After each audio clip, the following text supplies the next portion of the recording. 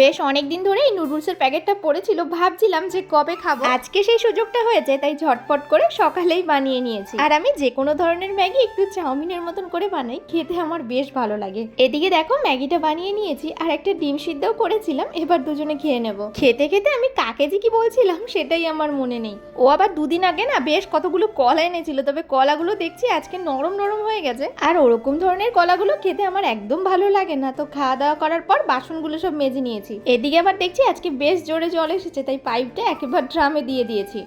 এরপর চলে আসলাম রান্নাঘরে। কি রান্না করব সেগুলো সব বের করে নিয়েছি। আজকে কাঁচকলার উচ্ছে দিয়ে একটা পাতলা ঝোল করব। সত্যি কথা বলতে আমার রান্না করতে আজকে একদম ইচ্ছা করছে না, তাই এক তরকারি আর ভাতই করেছি। আজকে বেলা করে ময়লার গাড়িটা এসেছে, তাই এই বোতলগুলো দেখো ওখানেই দিতে যাচ্ছে। জল পড়তে পড়তে এই জায়গাটা এত পরিমাণে স্যাঁতসেঁতে হয়ে গেছে, আজকে ও কোনো মতে একটু পরিষ্কার করে দিয়েছে। রান্না বান্না করার পর স্নান করে নিয়েছি, আর কিছু জামা কাপড় কাঁচা হয়েছিল সেগুলোই রোদে দিয়ে দিলাম। স্নান করার সাথে সাথেই যেন আমার খিদে পেয়ে যায়, আর একটু দেরি করি না, সঙ্গে সঙ্গে ভাত নিয়ে বসে পড়েছে। খাওয়া দাওয়া করার পর দেখছি ঘরে একটা টমেটো আছে, তাই তেঁতুল দিয়ে টমেটোটাকে ভালো করে মাখিয়েছি। দেখেই যেন আমার জিভে পুরো জল চলে আসছে। আর সন্ধ্যের দিকে কিছুটা ছোলা সেদ্ধ করে পেঁয়াজ আর কাঁচা লঙ্কা দিয়ে ভেজেছিলাম।